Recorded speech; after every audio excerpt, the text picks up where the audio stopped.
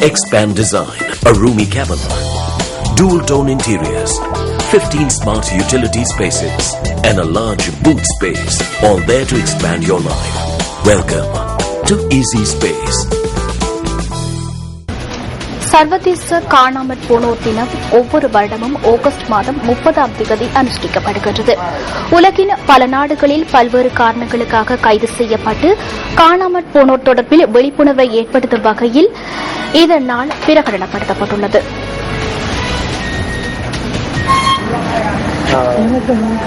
சர்வதேச காணாமற் போனோர் தினத்தை அனுஷ்டிக்கும் நிகழ்வு ஒன்று வவுனியா நகரசபை மண்டபத்தில் ஏற்பாடு செய்யப்பட்டிருந்தது.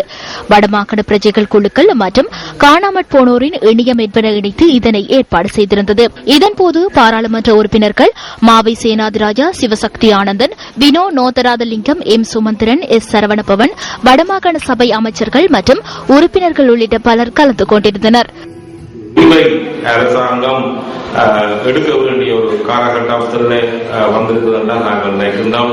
ஏன்னு சொன்னால் ஒரு யுத்தம் முடிந்து இந்த யுத்தத்துல ஒரு பொறுப்பான ஒரு அரசாங்கமாக இருந்திருந்தால் இந்த யுத்தத்துல எவ்வளவு பொதுமக்கள் கொல்லப்பட்டிருக்கிறார்கள், எவ்வளவு பேர் காணாமல் போயிருக்கிறார்கள், அல்லது சரணடைந்தவர்கள் எவ்வளவு பேர், அவர்களுக்கு என்ன நடந்திருக்குது, அல்லது தென்பகுதியில் இருக்கக்கூடிய சிங்கள மக்கள் அல்லது ராணுவம் எவ்வளவு பேர் கொல்லப்பட்டிருக்கிறார்கள், காணாமல் போகிறார்கள் என்ற இந்த உண்மையான செய்தியை வெளிப்படுத்துவதன் ஊடாகத்தான் இந்த நாட்டில் உண்மையான நல்லிணக்கத்தையும் ஒரு சமாதானத்தையும் ஏற்படுத்த முடியும். ஆனால் இந்த அரசாங்கம் அதை செய்யவில்லை. இன்றைக்கு 30-40 வருடங்களுக்கு முன்னதாக இது ஒரு பிரச்சனையாக இருக்கவில்லை. இது இந்த நவீன உலகத்திலே உருவானது ஒரு பிரச்சனை. அதற்கு காரணம் ஆட்சியாளர்களே அவர்களை பிடித்து சட்டத்துக்கு புறம்பான விதத்திலே அவர்களை தடுத்து வைத்து அல்லது கொலை செய்துவிட்டு தங்களுக்கு தெரியாது என்று சொல்லி கைவிரிக்கின்ற போது அவர்களை காணாமல் போனவர்கள் என்கிறார்கள். எந்த ஆட்சியாளர்கள் அவர்களை பிடித்து சென்றார்களோ அவர்களே தொடர்ந்து ஆட்சியிலே இருக்கிற போது அவர்களை தேடி கண்டுபிடிப்பது மிகவும் மிகவும் கடினமான ஒரு விடயம்.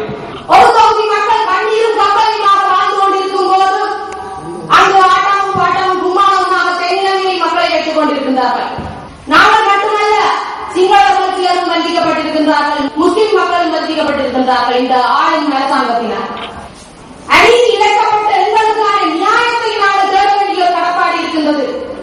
ஆகவே இந்த பயம் என்ற சொல்லை நெடுவரவே சொல்லிக் கொண்டிருக்க வேண்டாம். பயம்தான் இல்லை என்று நாங்கள் கூறவில்லை. ஆனால் அதற்கு அப்பால் எங்களுடைய உறவுகளை தேட வேண்டிய ஒரு கடப்பாடு இருக்கின்றது. இந்த நிகழ்ச்சி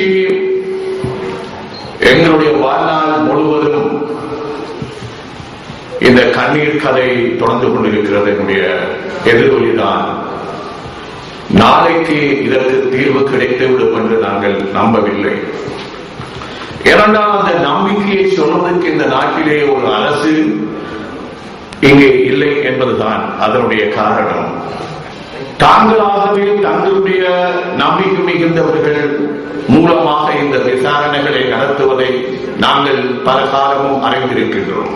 ஏற்கனவே இடம் பிரச்சனைக்காக, காணாமல் போனவர்களுக்காக, போர்க்குற்றங்களுக்காக இப்படி நியமிக்கப்பட்ட குழுக்களுடைய அறிக்கைகள் அவை கீழே போடப்பட்டு கிடக்கின்றன, காணாமல் போய் கிடக்கின்றன. காணாமற் போனோர் தொடர்பான மகஜர் ஒன்றை வவுனியா மாவட்ட அரசாங்க அதிபரிடம் வழங்குவதற்கு சென்ற சந்தர்ப்பத்தில் கலக தடுப்பு பிரிவினரால் அவர்கள் பாதிக்கப்பட்டுள்ளனர். இதன்போது இருதரப்புக்கு இடையில் வாய் தர்க்கம் ஒன்று ஏற்பட்டுள்ளதாக எமது பிராந்திய செய்தியாளர் தெரிவிக்கின்றார்.